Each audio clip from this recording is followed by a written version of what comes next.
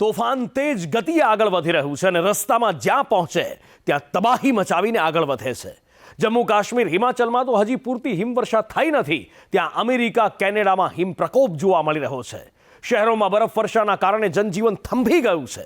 અમેરિકાના કેટલાક વિસ્તારોમાં -17 થી 20 ડિગ્રી સુધીનું તાપમાન પહોંચી ગયું છે. શિકાગો ઇન્ટરનેશનલ એરપોર્ટ પર મોટાભાગની ફ્લાઇટ્સ પ્રભાવિત થઈ છે. આ કહેરથી કેનેડા પણ બાકાત નથી રહ્યું. ત્યારે સંદેશ વિશેષમાં વાત કરવી છે હિમ પ્રકોપના કારણે ભયંકર સ્થિતિની. ભારતમાં હજી જમ્મુ કાશ્મીર હિમાચલ પ્રદેશમાં જેવી હિમવર્ષા થવી જોઈએ તે થઈ નથી, પરંતુ દેશ બહાર તો હિમવર્ષાને કારણે કહેર મચ્યો છે અને આ કહેર જોવા મળી રહ્યો છે 7 સમુદ્ર પાર અમેરિકામાં. વર્ષ 2024માં જાન્યુઆરીના મહિનામાં અમેરિકા ભયાનક બરફવર્ષાના કારણે થીજી ગયું. બર્ફીલા પવનથી અહીંયા જનજીવન જાણે કે અટકી પડ્યું છે.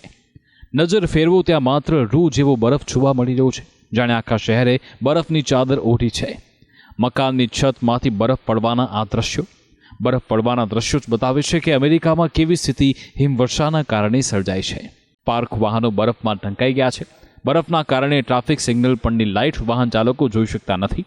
હાઈવે બરફના થર જામી ગયા છે. હિમવર્ષાને કારણે વાહન ચલાવવામાં વાહન ચાલકોને મુશ્કેલીનો સામનો કરવો પડી રહ્યો છે. હિમ પ્રકોપને કારણે ફ્લાઇટ સેવાને પણ વ્યાપક અસર થઈ. ફ્લાઇટ ટ્રેકિંગની એક વેબસાઇટ મુજબ અમેરિકામાં હિમવર્ષાને કારણે 2400થી વધુ ફ્લાઇટ મોડી પડી, તો 2000થી વધુ ફ્લાઇટને રદ કરવી પડી. શિકાગોના ઓહારે ઇન્ટરનેશનલ એરપોર્ટ પર 40% ઉડાન રદ કરવી પડી. અહીંયા 55 માઇલ પ્રતિ કલાકની ઝડપથી બર્ફીલા પવન ફૂંકાઈ રહ્યા છે. શિકાગો મિડવે ઇન્ટરનેશનલ એરપોર્ટ પર અવરજવર કરનારી 60% ફ્લાઇટ રદ થઈ. આ સિવાય ડેનવર અને મિલ્વોકી ઇન્ટરનેશનલ એરપોર્ટ પર પણ વિમાની સેવા પ્રભાવિત થઈ. ગ્રાઉન્ડિંગ ઇસ્યુના કારણે હાલ અઠવાડિયામાં દરેક દિવસે 200થી વધુ યુનાઇટેડ અને અલાસ્કા એરલાઇન્સની ફ્લાઇટ રદ કરાઈ. અમેરિકાના ગ્રેટ લેક્સ અને દક્ષિણ અમેરિકામાં હિમવર્ષાને કારણે 2,50,000થી વધુ ઘરોમાં વીજ પુરવઠો પ્રભાવિત થયો. લાખો લોકો અંધારામાં રહેવા મજબૂર થયા છે. યુનાઇટેડ સ્ટેટ્સના આયવામાં જેસીબી સહિતના વાહનોની મદદથી બરફ હટાવવાની કામગીરી થઈ રહી છે. ઠંડા પવનો ફૂંકાવાને કારણે આ કામગીરી કરવી પણ મુશ્કેલ બની છે. અમેરિકાની સાથે કેનેડામાં પણ હિમવર્ષાને કારણે હાહાકાર મચ્યો છે.